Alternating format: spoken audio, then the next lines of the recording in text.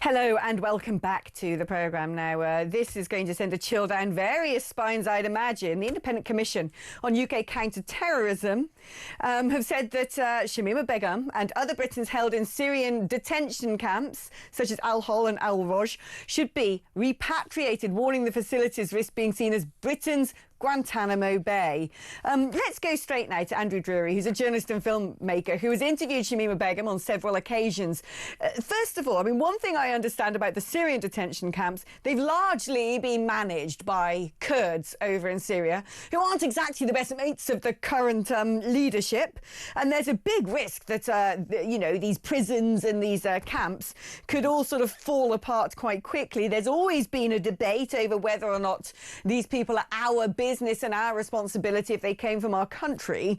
But you've actually been over there. You've interviewed Shamima Begum. You've seen the camps. What do you make of the idea that the wives of Muslim terrorists could soon be coming back to the United Kingdom? Good afternoon. Well, firstly, hot off the press, Shamima started sending me text messages over the last few weeks. So I know what her current thoughts are. I can't discuss the nature of these messages, but I can tell you there is a big change in the camp because it's becoming a brick camp. But let's talk about repatriation, about floods of ISIS brides coming over. Let me tell you, they already have, and they've already started. So the people in charge of the camp have informed me and my friend that Sahara Holain, one of the notorious terror twins, she was probably 20 times worse than Shamima. She's been released, repatriated. Firdaus Jahan, a woman I interviewed twice, she's released. She was from Richmond or Twickenham area. She's released and been repatriated. So this floods, I don't understand. It's already started. It's already happening. Well, what's happening to these people when they get home, when they're back in the United Kingdom? Do they just get on with their lives? Are they going to face trials over here? Are they being detained? Are they being monitored? Well, you tell me, because it's only because of my contact with administrators at that camp that I know they are released. There's not any paper coverage. There's no news coverage of it. There's no announcements. So you tell me where they are. There's no prison announcements. I don't know. I really, really, really don't know. For crying out loud, we're bringing known violent, evil terrorists back to the United Kingdom. Then we're not being told about it, as per usual, much like the Afghan data breach leak and the number of people we're bringing from Afghanistan. We don't really know who the heck most of them are. And now we're just like, what, bringing home the good old ISIS brides to, I don't know, pull pints down the local pub. This is terrifying. Well, it would seem shocking for myself. And obviously, the only reason I know Shamima's still there because of the messages. I can tell you about the messages. The camp is changing.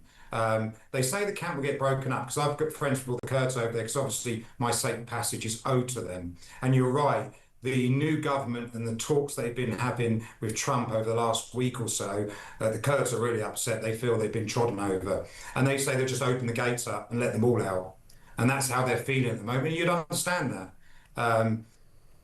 But as for Shamima and her thoughts on how she is at the moment, she's desperate. Her messages she sent to me, I can't discuss it on air, but because there'll be a wider story about this at some stage. She's desperate. She sees no hope. But I believe these new reports coming out will give her the hope that she's looking for. I mean, she is the one. She became this sort of fetishized icon for the ISIS bride. You know, the burqa came off, on went the sort of fancy sunglasses, the hair that looks dyed and straightened. Lord knows how she can look so glamorous in a camp.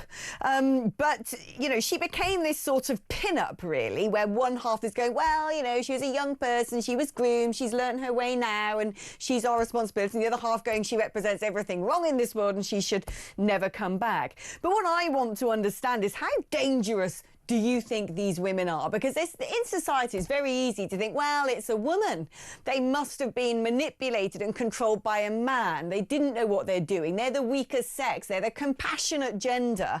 And you're sort of describing to me there women who have come back already, who it seems from what you're saying, I'm going to infer, you think are pretty much very dangerous people.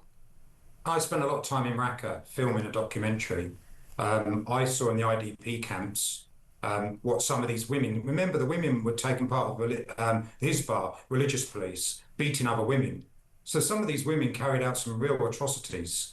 The rumours about Shamima and what she took part in when she was there. I mean, she's not been held there for any, she's not because she's a poster girl or whatever. Javid had information from mobile phones on what she did, so there is evidence. So I think, and also what they stood for. Can you impart some of that to us? You're in a position to sort of tell us what she allegedly may have done.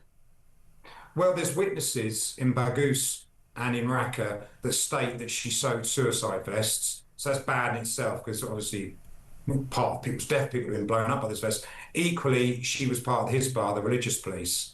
That's what I hear is evidence. I haven't seen the evidence myself, but people have told me that. People have witnessed Shamima carrying out acts such as with the Hizbah. What sort of acts? Well, you know, controlling religious police would control whether somebody's got the right clothing on, showing any ankle, praying, being in wrong places as a woman, those sort of acts, general acts that probably form of Islam would have carried out, those barbaric form. So that's done. But so I know Shamima after sort of spending sort of 2.5 years talking to her. At first, my thoughts were that she was a radicalised young girl, and then they changed. I think that's evidence. People have heard that from me about 1 million times. But now my view hasn't changed, but it's gone back a little bit, because if she is going to be released from that prison, I think maybe we should keep control of her ourselves somehow. I really do.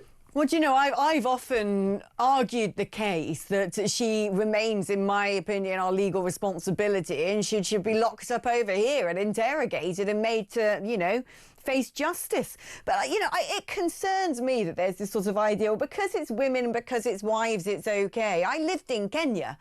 I know about the Westgate terror attack and the woman behind that, who was a British-born citizen who had converted to Islam, and that's one of the most bloody, vile terror attacks that's been seen in Africa. And I don't like this idea that actually these women are coming back and, oh, that means they're harmless because they're women. No, well, that's certainly not true, because the camp is split into two halves.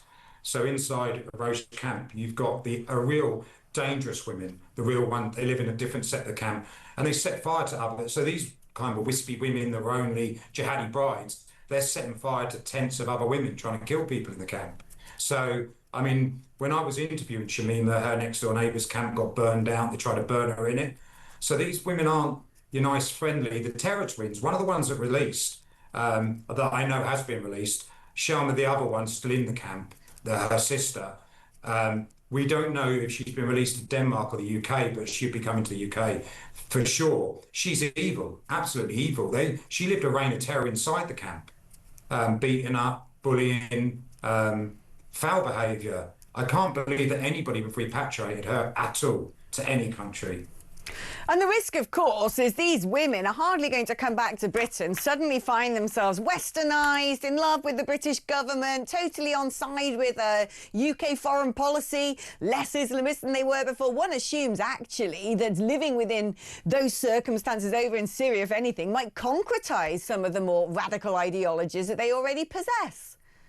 Well, we all assume these have been de-radicalised, these girls. We somehow assume it, but how do we know how much extremity they went through with ISIS and how maybe they're sleeper cells? And it sounds bizarre, but it's easy to, I mean, Shamima's the greatest manipulator on earth. She manipulated me. I'd admit that. And that manipulation taken into that small, wispy kind of shy character, which I did, and then turns out this diva, very clever in the way she is. She could, you know, any of these girls could be hiding the same beliefs. And anyway, everybody's got it wrong. They all say 3 girls went, but it was 4.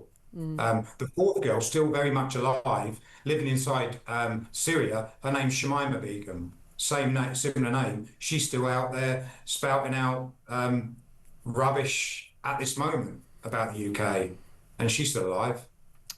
It terrifies me. Andrew, thank you ever so much for, you know, for your candour, brilliant journalism, to be able to share those stories with us, and how terrifying. You know, don't you? We all know. whether it's people coming over after the Afghan data breach, whether it's the Taliban charging people in Afghanistan to write these letters that, you know, suggest that they're going to be persecuted in order that they can get entrance into the United Kingdom, whether it's people breaking into the country illegally, whether it's the repatriation of ISIS brides, we all know the danger in our midst, that the enemy is inside the gate. And what's more, it seems the UK government just opens the gate far and wide and says, come on in. We don't care if you pose a threat. We'll deal with it. Bad times are ahead.